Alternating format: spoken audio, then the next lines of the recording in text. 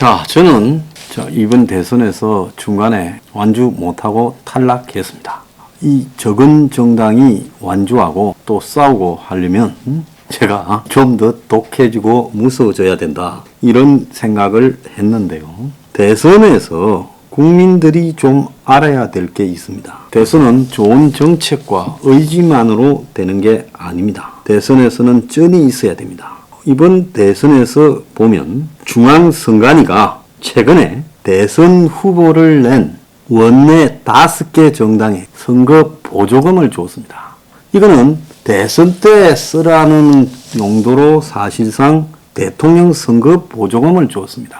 이거는 직접 돈으로 선관위가 주는 겁니다. 또 요거 말고도 지가 펀드니 뭐니 돈을 그다 가지고 쓰고 선관위에 요구하면 돌려받는 게 있습니다. 어쨌든 선관위가 5개 정당에 대선 때 쓰라고 준 돈이 더불어민주당에 거수기당에 172석 가지고 있어서 224, 동당에 106억 있어서 194억을 줬습니다.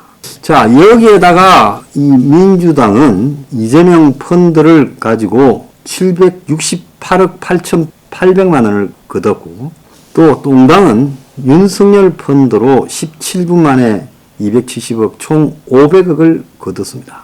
그래서 법정 선거 비용을 대통령 선거 때는 513억을 쓴다고 선관위가 정해준 영역을 이 동당이나 거수기당은 다 마련했습니다. 513억 9천만 원입니다. 자, 군소정당은 여력이 딸리죠. 정의당이 6석이 있는데 31억 7,092만 원을 받았고, 3석의 안철수 국민당에는 14억 1,698만 원을 보조금으로 지불을 했습니다. 자, 정의당은 이번 대선에 50억을 설정했는데 쓰겠다고 한 32억 정도 받았으니까 나머지 소액 후원 18억 정도를 맞춰야 되겠지요.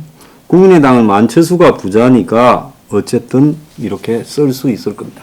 자, 대선 후보 끝까지 뛰려면 기타금이 3억이고, 그 다음에 전국적으로 현수막 설치, 유세 차량 임대 배치, 매체, 즉 언론 매체 광고비 등 선거운동 비용이 만만치 않습니다.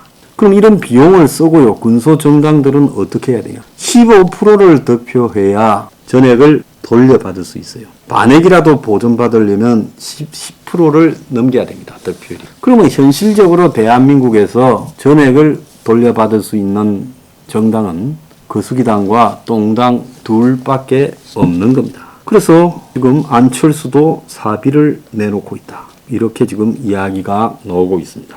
자, 김동영이도 한 20억 걷었대요.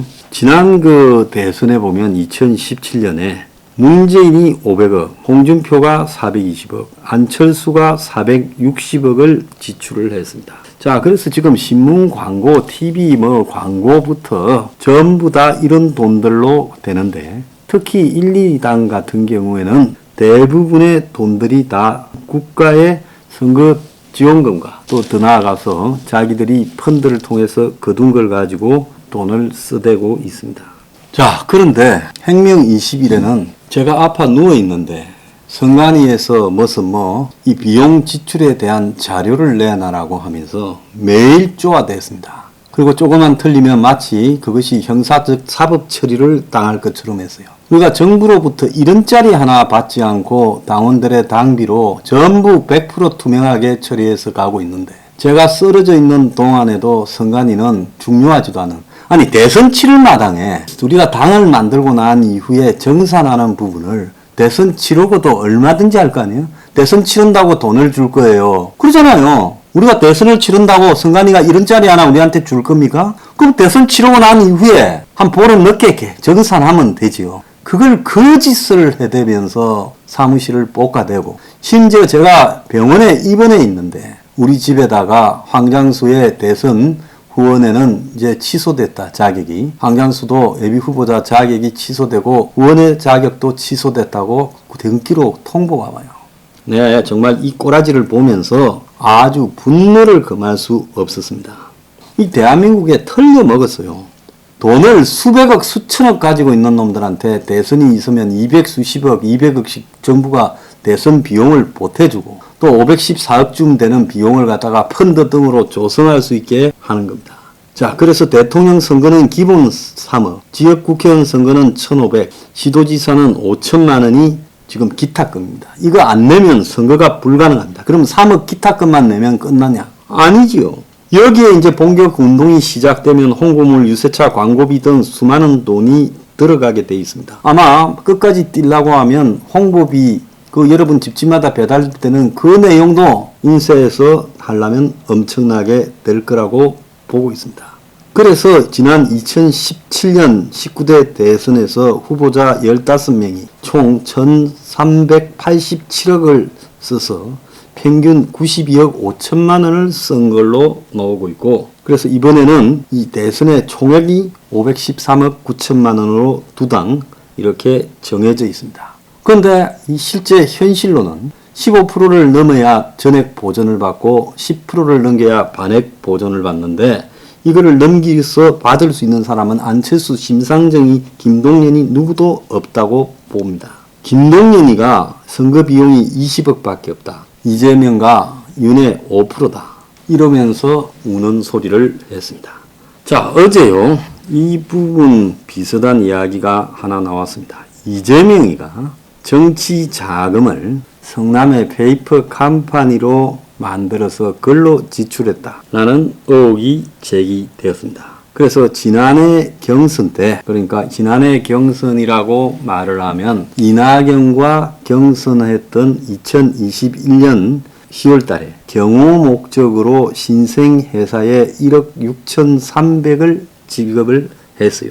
이재명이가 임의로 선정한 회사입니다. 성남의 주소지를 찾아가 보니 회사 대표 자택이었다는 거예요. 가스밸브도 잠겨있고 사람이 안 산다는 겁니다. 그래서 경호 허가도 없는 업체고 주소지를 다른 인물과 공유했던 정황도 나왔다는 거예요. 이 사람은 2017년 대선 경선 때도 이재명 경호를 맡았다고 합니다. 그때도 이재명이는 경호 목적으로 5,800을 지출했어요. 법인 등본을 보니 그때나 지금이나 임원이 똑같더라는 거예요. 자, 본사를 찾아가 보니까 성남에 전혀 다른 회사가 있고 과거나 지금이나 그런 회사는 없다고 하던 거예요. 그러니까 두 회사가 위장 종이 회사, 페이퍼 컴퍼니고 페이퍼 컴퍼니를 만들었다는 겁니다. 자, 이 회사의 대표는 오피스텔에 먹고 자고 행사 지원 등 정상적으로 사무실을 운영했다. 성남의 인력이 반에서 다 돌고 돈다. 그러면 이재명 측에 이 회사를 연결해 준 사람이 누구냐라고 하니 누군지 기억도 안 난다. 그러면서 자기가 한 것은 경호 업무가 아니었다. 선관위에 이 자료를 내면서 형식적으로 경호라고 기재하는 실무적 착오가 있었을 뿐이다. 심지어 이 경선 기간에 방역회사에도 3,300을 줬다는데 찾아가 보니 문이 닫혀 있더라는 겁니다. 자, 이재명이는 지난 경선 기간 작년 10월 달에 김혜경에게 이낙연이하고 경선할 때입니다. 전담차와 운전기사를 2개 하고 정치 자금을 사용해서 3개월 동안 렌트비, 운전기사 활동비로 2,200만 원을 썼고, 자, 지금까지 배우자가 기사와 차를 쓰게 된 것은 처음이라는 거예요. 공적 활동의 경비로요. 자, 이재명은 경선 기간 3개월 동안 자기 부인 김혜경용으로 월 210만 원씩 렌트카로 630, 도대체 무슨 차길래 이래요? 그리고 전담 운전기사에게 정치자금 1,580만 원을 활동비로 지급을 했다는 거예요. 자, 경기지사를 상당히 겸임하고 있을 때라는 겁니다. 자, 내 선관위에 묻습니다. 1원짜리 하나 주지도 않았고 어디서 잘못 돈을 받거나 쓴 적이 10원 1원짜리 하나 없는 당에 그렇게 선거 때 괴롭혀 놓고 후보 본등록할까봐 괴롭혀 놓고 지금 이재명이가 경선을 치러서 오는 과정에서 페이퍼 컴퍼니를 만들어 가지고 거기에 돈을 지출했다. 지금 과거에 보면 말입니다. 대선 때 대선 후보의 유력 척근들이 무슨 경호, 그 다음에 홍보, 의상 이런 식으로 자기들이 회사를 만들어가 지출한 것처럼 해놓고는 일주 돈을 빼돌리는 일이 비일비재했지요. 사실 그거 해먹으려고 실세되는 놈도 있었습니다.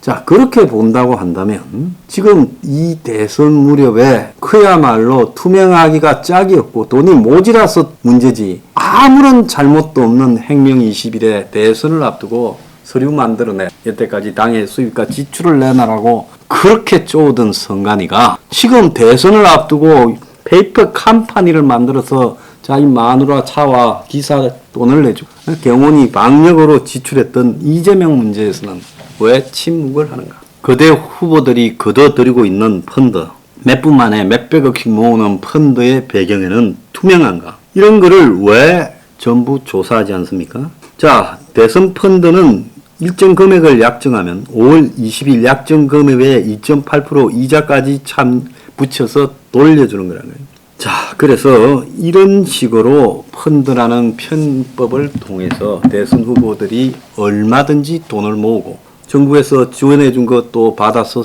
또 쓰고 그 다음에 이 돈을 갖다가 나중에 이제 다 어떻게 하겠습니까? 펀드 모은 돈을 쓰지요. 쓰고 나면 그걸 갖다가 또 우리 15% 넘었으니까 100% 전액 보존해 달라고 요구하지 않겠습니까?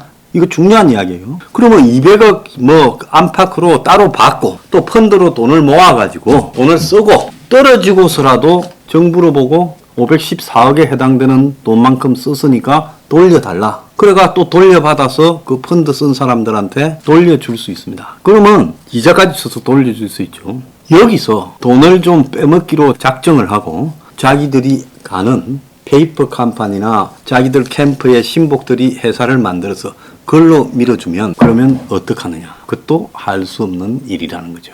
자, 선관위 똑바로 합시다. 똑바로 우리한테 엄격했으면 이재명과 윤석열에도 엄격해야지.